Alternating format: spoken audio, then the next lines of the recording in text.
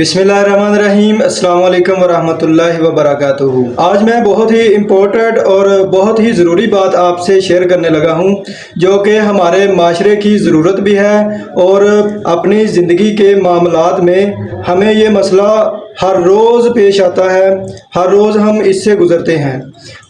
वो ज़रूरी चीज़, वो इम्पोर्टेंट मसला ये है कि हमें गुस्से के वक़्त अपने आप पर काबू नहीं रहता।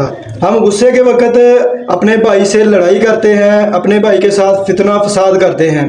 आइए रसूलुल्लाह सल्लल्लाहु अलैहि वसल्लम की हदीस मुबारका से फरामीन यहाँ पर जिक्र करते हैं। एक मरतबा रसूलुल्लाह सल्लल्लाहु अलैहि वसल्लम सहाबा कराम अलैहिम रिज़वान के पास तशरीफ़ लाए और आप सल्लल्लाहु अलैहि वसल्लम ने सहाबा कराम से सवाल किया, आपके मुताबिक पहलवान शख्स कौन है? तो सहाबा कराम रज़वानुल्लाह अलैहिम अजमाइन ने जवाब दिया कि या रसूलुल्लाह सल्लल्लाहु अलैहि वसल्लम, हमारे नज़दीक तो पहलवान शख्स वही है जो मैदान में जाए और अपने दुश्मन को बिछाड़ दे, अपने दुश्मन को ज़ेर कर दे। तो रसूलुल्लाह सल्लल्लाहु अलैहि वसल्लम ने इस पर इरशाद फरमाया कि असल पहलवान वो नहीं कि जो अपने दुश्मन को बिछाड़ दे, असल पहलवान वो शख्स है जो गुस्से के वक़्त अपने आप पर काबू पा ले। तो मेरे भाइयों, गुस्से के वक़्त अपने आप पर काबू पाना ही बहुत बड़ी बहादुरी है।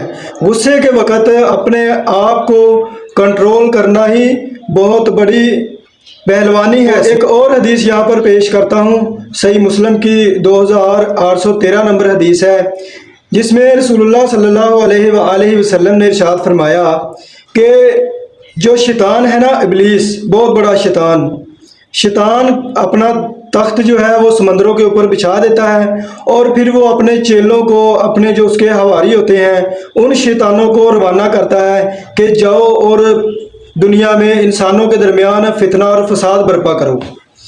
तो वो जो शैतान होते हैं, जो चेले होते हैं, वो निकल जाते हैं दुनिया पर, वो इंसानों में फितना और फसाद जो है ना वो बर्पा करना शुरू कर देते हैं। तो जब वो वापस लौटते हैं ना इब्लीस के पास, तो वो पूछता है कि हाँ जी बताओ क्या करके आए हो। वो सारे शैतान अपने अपने कारनामे बताते हैं। एक कहता है मैंने फ़लाँ काम किया है, दूसरा कहता है मैंने फ़लाँ काम किया है। फॉर एग्जांपल, मिसाल के तौर पर वो बड़े बड़े गुनाह जो हैं वो बताते हैं। कोई एक कहता है कि मैंने आज एक बंदे से ज़िना करवाया है, कोई कहता है मैंने आज चोरी करवाई है, कोई कहता है मैंने आज डकैती करवाई है, कोई कहता है मैंने आज किसी बंदे को कत्ल करवाया है। तो वो जो इब्लीस होता है ना, वो इतना खुश नहीं होता, वो बस एक नॉर्मल सा मिजाज बनाए रखता है। वो कहता है कि तुमने क्या किया है। तो एक शैतान जो होता है ना, वो खड़ा होकर कहता है कि आज मैंने दो लोगों के दरमियान लड़ाई करवाई है, और एक और रिवायत में अल्फाज है कि मियाँ और बीवी के दरमियान फसाद बर्पा करवाया है।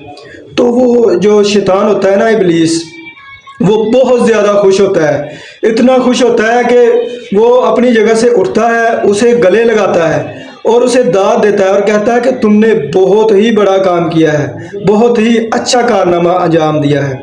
वो बहुत खुश होता है इस चीज़ पर। तो मेरे भाइयों, ये जो लड़ाई होती है ना, ये फसाद जो होता है, ये जो फितना होता है, इस पर शैतान भी बहुत खुश होता है। आपको पता है वो क्यों खुश होता है? वो इसलिए खुश होता है कि जिसने चोरी की है उसने तो चोरी की, उसने एक गुनाह किया, बस वो उसके खाते में पड़ गया। जिसने ज़नाकारी की या जिसने कोई और काम किया, गुनाह बहुत बड़ा है, लेकिन उसने वो गुनाह किया और वो एक ही गुनाह उसने किया, बस वो ख़त्म हो गया। लेकिन इस शैतान ने जो फितना बर्पा करवाया है ना, दो लोगों की आपस में लड़ाई करवाई है या मियाँ बीवी की आपस में लड़ाई करवाई है, तो उसमें अब वो गुनाहों का एक रास्ता खुल गया है। वो लोग अब मज़ीद गुनाह करेंगे।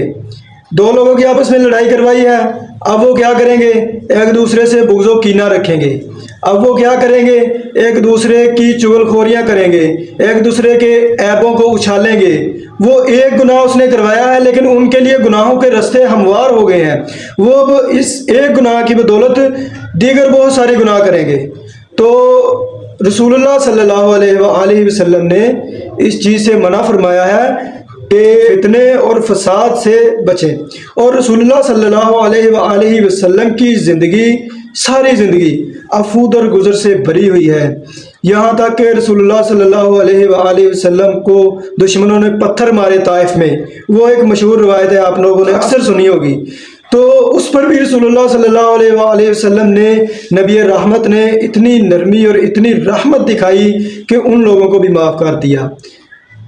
رسول اللہ صلی اللہ علیہ وآلہ وسلم عفو درگزر کا پیکر تھے، تو ہمیں بھی رسول اللہ صلی اللہ علیہ وآلہ وسلم کی زندگی سے یہ سبق سیکھنا چاہیے کہ ہم اپنے بھائیوں کے ساتھ اگر کوئی چھوٹی موٹی رنجش، چھوٹی موٹی چپکلش ہو جاتی ہے تو اپنے بھائیوں کو معاف کریں، ہم بھی معاف کرنے والے بنیں۔